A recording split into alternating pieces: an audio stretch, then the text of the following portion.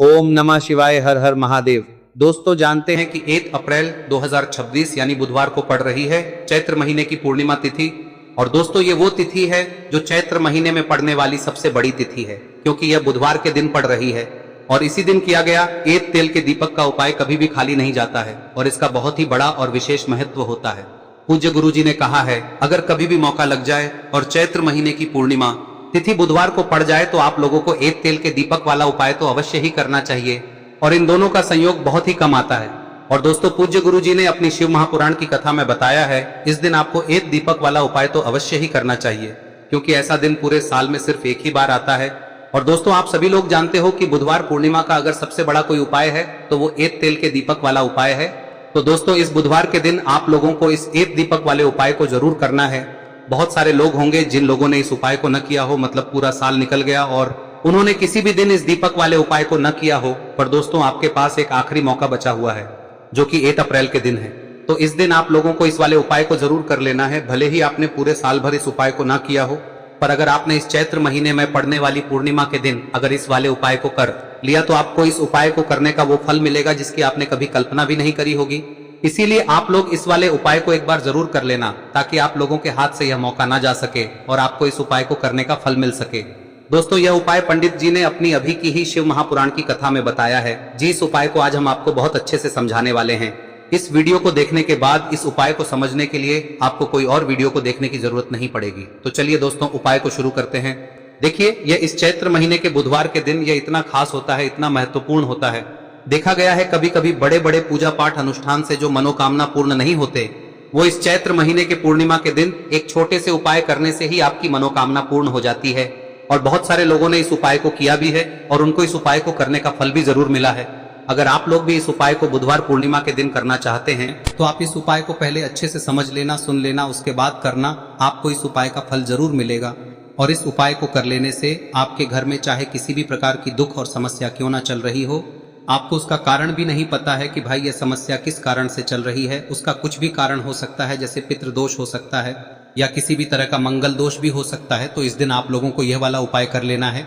यह एक ऐसा उपाय है जिस उपाय को अगर किसी विशेष दिन पर किया जाए तो भाई उस विशेष दिन का जो है वह तो हमें मिलता ही मिलता है, पर हमने उस दिन पर इस उपाय को किया है तो हमें उससे भी बड़ा फल मिलता है और फल बहुत जल्दी मिलता है, क्योंकि आप इस उपाय को बहुत ही बड़े और विशेष दिन पर कर रहे हो। तो चलिए अब उपाय के बारे में बात करते हैं, लेकिन उससे पहले आप लोगों को यह जानना आवश्यक है कि आखिर यह उपाय किस समय करना है, किसको करना है और कैसे करना है। तो चलिए हम आगे आपको वीडियो में एक एक करके बता देते हैं, लेकिन उससे पहले अगर आप लोग हमारे चैनल पर नए हैं तो हमारे चैनल को सब्सक्राइब कर लेना और इस वीडियो को लाइक करके कमेंट बॉक्स में श्री शिवाय नमस्तुभ्यम ओम नमः शिवाय जरूर टाइप कर देना। और अपने फायदे के लिए, गरीबी दूर करने के लिए इस वीडियो को पूरा देखकर जाना, तभी आपको लाभ की प्राप्ति होगी। यदि आज आपने वीडियो को बीच बीच में से देखा काट काट कर, तो दोस्तों इस एक तेल के दीपक वाले उपाय को हमें इस पूर्णिमा के दिन कैसे करना है, किसको करना है, किस समय करना है और कहां पर करना है, ये सारे सवालों के जवाब आपको इस वीडियो में मिल जाएंगे। और जो ये वीडियो देखेगा भाई उसको एक दीपक वाला उपाय जरूर करना चाहिए, क्योंकि इस दिन दीपक का भी बहुत ही बड़ा और विशेष महत्व होता है। और जब बात आ जाए एक तेल के दीपक की तो ये सोने पे सुहागा वाली बात हो जाती है और ये एक बहुत ही बड़ा उपाय हो जाता है इस बुधवार पूर्णिमा तिथि का। अब हम समझते हैं इस वाले उपाय को हमें करना किस समय है, इस एक दीपक वाले उपाय को हमें इस पूर्णिमा के दिन करना किस समय है। तो देखिए इस उपाय को करने का जो समय है वह सुबह का समय है और शाम का समय भी है। अब देखिए यहाँ पर हम मुख्य रूप से सुबह का समय नहीं बोलेंगे, क्योंकि 1 अप्रैल बुधवार पूर्णिमा का दिन है और इस दिन प्रदोष काल के समय का बहुत महत्व होता है। बाकी अगर सुबह के समय भी करेंगे तो भी अच्छा होगा, उसमें कोई भी दिक्कत वाली बात नहीं है। तो चलिए जानते हैं इस विशेष उपाय के बारे में। लेकिन उससे पहले एक प्रार्थना, अगर आप इस चैनल पर नए हैं तो आप इस वीडियो को लाइक करें, चैनल को सब्सक्राइब करें और कमेंट बॉक्स में आप अपनी राशि या अपना नाम जरूर डाल दें, क्योंकि हम राशि से जुड़ा भाग्य भी बताते हैं और भाग्य में चल रही परेशानियों को दूर करने के लिए वह आसान से आसान उपाय भी बताते हैं। तो चलिए अब हम अपने सबसे पहले उपाय की बात कर लेते हैं। देखिए चैत्र मास के दिनों में विशेषकर भगवान शिव और माता पार्वती और विष्णु भगवान का पूजन किया जाता है।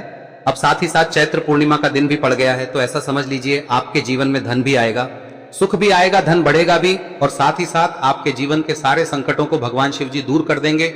तो चलिए सबसे पहले बात कर लेते हैं सबसे पहले उपाय की, जो कि बुधवार पूर्णिमा वाले दिन आपको विशेषकर करना है। और इस उपाय को करने से आपकी कोई भी ऐसी इच्छा, कोई भी विश जो अभी तक अधूरी है, पूरी नहीं हो रही है, तो आपकी बड़ी से बड़ी विश और मनोकामना भी पूरी हो जाती है। जब आप चैत्र पूर्णिमा वाले दिन इस पहले उपाय को कर लेते हैं तो देखिए, आप सभी जानते हैं कि श्री हरि विष्णु जो है उन्हें तुलसी दल सबसे प्रिय है। बिना तुलसी माता के श्री हरि विष्णु अधूरे हैं और बिना तुलसी पत्तों के श्री हरि विष्णु का भोग अधूरा है। अब श्री हरि विष्णु को प्रसन्न करके आप अपनी किसी भी मनोकामना को पूरा कर सकते हैं, क्योंकि श्री हरि विष्णु प्रसन्न हो गए तो आपकी कोई भी विश और इच्छा मनोकामना अधूरी नहीं रहेंगी। तो आपको तुलसी के 5 पत्ते लेने हैं। अब ये 5 तुलसी के पत्ते जो आपने लिए हैं, ये 5 तुलसी के पत्ते आपको श्री हरि विष्णु को अर्पित करने हैं। अपने घर के मंदिर में ही ठीक है, ऐसा आपको करना है। आपके घर में श्री हरि विष्णु की कोई मूर्ति है, प्रतिमा है, वहां पर यह 5 तुलसी के पत्ते आप रखें और साथ ही साथ एक देसी घी का दीपक गोल बाती का आपको लगाना है और ओम नमो भगवते वासुदेवाय नमः इस मंत्र का आपको 11 बार जप करना है। देखो मंत्र कौन सा है, ओम नमो भगवते वासुदेवाय नमः, और फिर श्री हरि विष्णु से अपनी विश, अपनी इच्छा, अपनी मनोकामना कह देना और फिर देखना आपकी विश और इच्छा, जो भी आपकी मनोकामना है, जो भी अपने जीवन में आपको चाहिए। अगर निर्धनता बहुत है, आप अपने घर से गरीबी को दूर करना चाहते हैं, या फिर धन आपका बढ़ता नहीं है, आप चाहते हैं कि आपका धन बढ़े, या फिर आपके घर में फिजूल खर्ची बहुत होती है, पैसा आपके पास नहीं रुकता है, आप चाहते हैं कि पैसा आपके पास रुके, या फिर घर में कोई व्यक्ति ऐसा है जो बहुत बीमार रहता है, या फिर किसी का विवाह नहीं हो पा रहा है, तो जो भी आपकी इच्छा है, जो भी आपके विश है, बस एक बार श्री हरि विष्णु से कह दें। दिन है, साथ ही 7 साल का सबसे बड़ा दिन है। यह दिन इतना उत्तम है कि जो आप श्री हरि विष्णु से मांग लेंगे, जो उनसे कह देंगे, वह आपकी विश, आपकी मनोकामना को बहुत जल्दी पूरा कर देंगे। तो यह पहला उपाय है। चलिए बात करते हैं दूसरे उपाय की। देखो, यदि आपके जीवन में आर्थिक संकट बहुत अधिक हो रहे हैं, धन की समस्या लगातार जीवन में बनी हुई है, एक एक रुपयों को प्राप्त करने के लिए आपको बहुत अधिक मेहनत कर रहे हैं, तो आज रात्रि में सोने से पहले आपको हो यह चमत्कारी दीपक का उपाय अवश्य करना है। या फिर यदि आपका जो व्यापार है, बिजनेस है, दुकान है, वह अच्छे से नहीं चल पा रही है, तो आज रात्रि में इस विशेष दीपक का उपाय आपको अवश्य करना चाहिए। देखो दोस्तों, दीपक हमारे घर में सभी नकारात्मक शक्ति को बाहर करता है। यह उपाय आपको साल में केवल 1 बार करने का ही मौका मिलता है। देखिए, इस उपाय के लिए आपको तुलसी जी की जो सूखी लकड़ी होती है उसे ले लेना है। देखिए दोस्तों, यदि आपके पास पुरानी तुलसी जी की लकड़ी है तो उसे आप ले सकते हैं, और यदि आपके घर में तुलसी जी जो लकड़ी है वह सूखी हुई है तो उसकी लकड़ी आप तोड़ के इस्तेमाल कर सकते हैं। लेकिन आपको ध्यान रखना है कि सूर्यास्त से पहले पहले ही आपको ये जो तुलसी जी की लकड़ी है इसे अवश्य ही तोड़ लेना है। तो इस उपाय के लिए आपको सबसे पहले तो एक मिट्टी का दीपक लेना होगा, चाहे तो आटे का दीपक भी ले सके, क्योंकि आटे का दीपक सभी दीपक में सर्वोत्तम माना गया है। इस दीपक के अंदर आपको शुद्ध घी का प्रयोग करना होगा, और इससे दीपक के अंदर आपने जो तुलसी जी की लकड़ी ली है उसे भी रख देना है। लेकिन ये जो तुलसी जी की लकड़ी है, इसमें आपको चारों तरफ अच्छे से घी लगा लेना है। देखिए, गुरुजी ने बताया है कि जो तुलसी जी की लकड़ी है, यदि आप उपाय करते हैं और बहुत ही शीघ्रता से जल जाती है, तो इसके लिए आपको एक कार्य करना है। आपको थोड़ी सी रुई ले लेनी है और उस रुई को आपने जो तुलसी जी की लकड़ी ली है उस पर अच्छे से चारों तरफ लपेट देनी है। तुलसी जी की लकड़ी के ऊपर रुई लपेटने के बाद इसे आपको पूरा घी के अंदर डुबो लेना है। अब इसे आपको बाती के रूप में प्रयोग करना है। अब दोस्तों, इस दीपक को आपको प्रज्वलित कहां करना है? तो इस दीपक को आपको या तो भगवान विष्णु के सामने प्रज्वलित करना होगा, या फिर आपको भगवान श्री राम के सामने प्रज्वलित करना होगा, या फिर भगवान कृष्ण के सामने, यानी कि भगवान विष्णु के जो भी अवतार हैं उनके सामने आप ये दीपक प्रज्वलित कर सकते हैं। या फिर आप इस दीपक को माता तुलसी जी के सामने भी प्रज्वलित कर सकते हैं।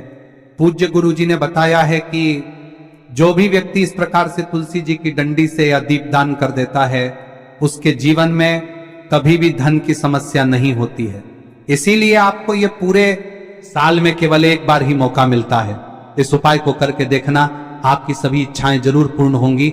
ये जो उपाय है रात्रि में सोने से पहले करना है। अब बताते हैं तुलसी के गमले में आपको वह कौन सी चीज डालनी है जिस उपाय को करने से आप अपने जीवन में महाधनी बन जाएंगे।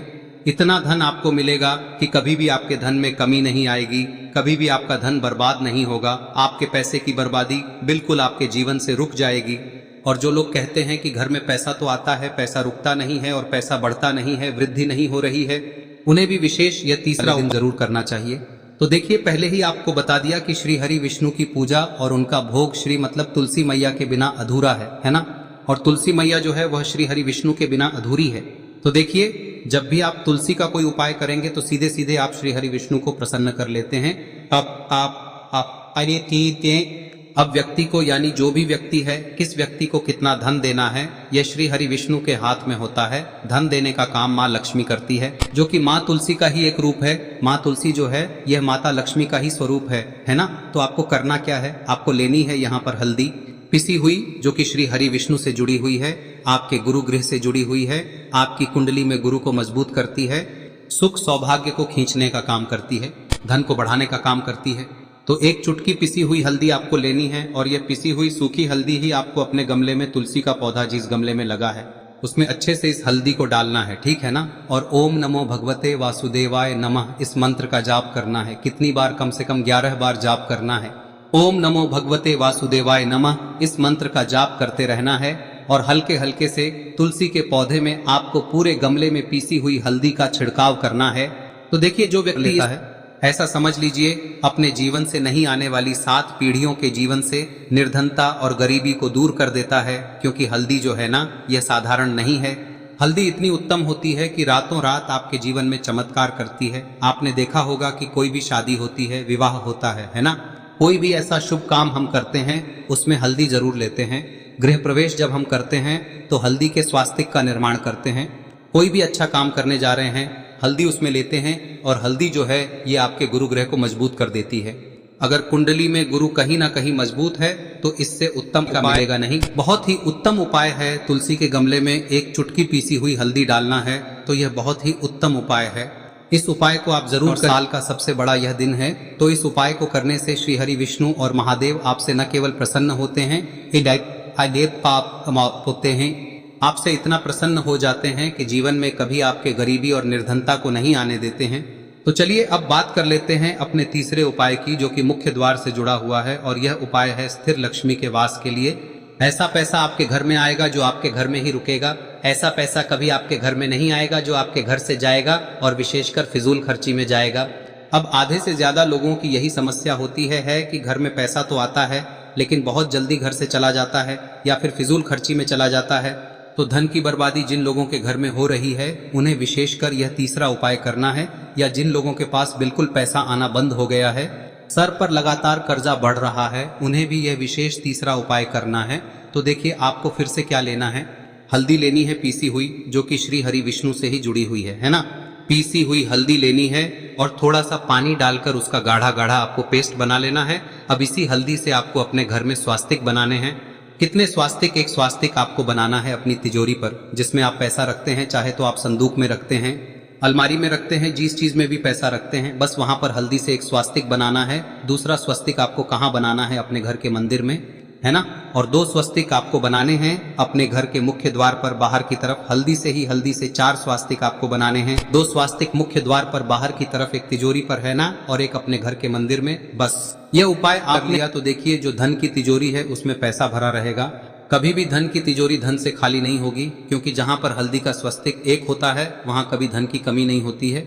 हमेशा वहां पर धन की देवी माता लक्ष्मी वास करती हैं, क्योंकि हल्दी किससे जुड़ी हुई है? श्री हरि विष्णु से। और माँ लक्ष्मी कहाँ होती है? जहाँ श्री हरि विष्णु वास करते हैं। अब बात करें कि आपके घर का मंदिर जो है उसमें अगर आप एक स्वास्तिक बनाते हैं तो आपके घर से ऊर्जा जो है, पूरे में ऊर्जा फैलती है ना। तो आपके घर में पॉजिटिव एनर्जी बढ़ती है, सकारात्मक ऊर्जा बढ़ाती है। जब आप अपने घर के मंदिर में हल्दी का स्वस्तिक बनाते हैं, आपके घर से बुरी शक्तियां, नेगेटिव एनर्जी जैसी चीजें बिल्कुल आपके घर में नहीं रुकती है। मुख्य द्वार तो इतना उत्तम होता है कि मुख्य द्वार से ही माँ लक्ष्मी की नजर सबसे पहले आपके मुख्य द्वार पर ही पड़ती है। और मुख्य द्वार पर अगर आपने हल्दी के स्वस्तिक बना दिए तो माँ लक्ष्मी देखते ही प्रसन्न हो जाती है, क्योंकि यह श्री हरि विष्णु से जुड़ी हुई है ना। और हल्दी के स्वास्तिक जहां पर जो व्यक्ति अपने घर के मुख्य द्वार पर बनाते हैं, ऐसा समझ लीजिए माँ लक्ष्मी उनके घर में वास करती ही करती है, और कभी भी ऐसे घर को फिर छोड़कर नहीं जाती है। स्थिर लक्ष्मी का वास आपके घर में होगा। यह हल्दी के स्वास्तिक बहुत ही उत्तम है। देखिए, यह उपाय आपके लिए सर्वश्रेष्ठ होने वाला है। देखिए, इस उपाय के लिए आपको चाहिए होंगे 5 हरा मूंग के दाने, और मूंग के दाने कहीं से भी खंडित नहीं होने चाहिए, इस बात का ध्यान रखें। और इसी के साथ में आपको एक तांबे के पात्र के अंदर अपने घर से शुद्ध जल 1 लोटा जल ले लेना है। अब दोस्तों इन सभी सामग्रियों को लेकर के आपको सीधे पहुंच जाना है भगवान शिव के मंदिर में। देखिए इस उपाय को भी आप सुबह भी कर सकते हैं और शाम के समय में भी कर सकते हैं। देखिए भगवान शिव के मंदिर में पहुंचने के बाद आपके पास जो 5 हरे मूंग है, उनमें से पहला जो हरा मूंग है आपको शिवलिंग के सामने जो नंदी महाराज होते हैं और उनका जो पैर उठा हुआ होता है, वहां पर आपको पहला हरा मूंग समर्पित करते हैं और आपको श्री शिवाय नमस्तु भयम इसका जाप कर लेना है। फिर आपको दूसरा हरा मूंग लेना है और शिवलिंग पर जो श्री गणेश जी वाला स्थान होता है वहां पर आपको यह दूसरा हरा मूंग समर्पित कर देना है। यानी कि शिवलिंग के सीधे तरफ आपको यह दूसरा हरा मूंग समर्पित करना है और फिर आपको ओम गण गणपते नमः या फिर ओम श्री गणेशाय नमः इसका जाप कर लेना है। तीसरा हरा मूंग का दाना आपको भगवान शिव की सबसे प्रिय पुत्री माता अशोक सुंदरी वाले स्थान पर समर्पित करना। शिवलिंग की जो जलाधारी होती है, जहां से जल बह करके आता है, उसी जलाधारी के बीच में जो कहीं कहीं उठी हुई लाइन होती है सांप की आकृति के रूप में, वहीं पर आपको तीसरा हरा मूंग समर्पित करना है और फिर आपको ओम नमः शिवाय इसका जाप कर लेना है। अब दोस्तों चौथा जो हरा मूंग है उसे आपको भगवान कार्तिकेय जी का जो स्थान होता है शिवलिंग पर, वहां पर आपको यह चौथा हरा मूंग का दाना समर्पित कर देना है और आप ओम नमः शिवाय इसका जाप कर लेना है। अब दोस्तों आपके पास जो 5वां और अंतिम हरा मूंग बचा हुआ है उससे जल के पात्र के अंदर डाल देना है और इस हरे मूंग से युक्त जल से आपको भगवान शिव के शिवलिंग का अभिषेक कर देना है। जल आपको बिल्कुल धीरे धीरे समर्पित करते जाना है और लगातार आपको शिव महापुराण के मूल श्री शिवाय नमस्तु भयम इसका जाप करते रहना है। फिर आपको शिवलिंग के आगे बैठकर, यदि आप अपने बच्चों के लिए यह उपाय कर रहे हैं, यदि आप अपने बच्चों की बुद्धि ज्ञान और विवेक के लिए उपाय कर रहे हैं, तो उसके लिए आपको प्रार्थना कर लेनी है। या फिर व्यापार में वृद्धि करने के लिए यह उपाय कर रहे हैं तो उसकी कामना करते हुए आपको प्रार्थना कर लेनी है। या फिर अपनी नौकरी के लिए कर रहे हैं, या फिर अपने इंटरव्यू के लिए, या फिर धन की प्राप्ति के लिए कर रहे हैं, जिस भी कामना के लिए आप उपाय कर रहे हैं उसे परिपूर्ण करने के आपको महादेव से प्रार्थना कर लेनी है और फिर आपको वापस अपने घर आ जाना है। पूज्य गुरु जी ने कहा है कि जो भी व्यक्ति इस उपाय को कर लेता है तो यकीन मानिए आपके जीवन की जो सारे संकट, कष्ट और बाधाएं ही वह सभी समाप्त होंगे। अब हम बात करते हैं अगले उपाय की। इस उपाय के लिए आपको एक दीपक लेना है। दीपक आप मिट्टी का भी ले सकते हैं और शुद्ध आटा मढ़कर उसका दीपक भी आप तैयार कर सकते हैं। अंदर गोल बाती का प्रयोग करना है और दीपक के अंदर आपको शुद्ध घी का प्रयोग करना है। इसी के साथ में आपको मात्र 1 फूल वाली लौंग लेनी होगी। अब ये 1 दीपक और 1 फूल वाली लौंग लेकर के सीधा आपको पहुंचना होगा बरगद के वृक्ष के। वहां पर देखिए सबसे पहले तो आपके पास जो 1 फूल वाली लौंग है उससे आपको बरगद के वृक्ष की जड़ में समर्पित करना है। देखिए अगर आपके जीवन में कोई भी बड़ा संकट आने वाला है, कोई बड़ा कष्ट आने वाला, तो वह इस उपाय के माध्यम से दूर होने वाला है। महादेव की विशेष कृपा रहेगी कि जो भी संकट आपके जीवन में आने वाला होगा वो अभी दूर हो जाएगा। तो आपको 1 लौंग समर्पित करनी है बरगद के वृक्ष की जड़ में और वहीं पर आपको जो है गोल बाती वाला दीपक जो आप लेकर के गए हैं उससे भी वहां पर प्रज्वलित कर देना है वटकेश्वर महादेव का स्मरण करते हुए। देखिए जब भी आपको जीवन में इस साल लगने लगे कि आपके जीवन में कुछ भी अच्छा नहीं चल रहे, तब भी आपको इस उपाय करना है। तो इस प्रकार से आपको यह उपाय करना है। अब हम जान लेते हैं चौथे विशेष उपाय के बारे में।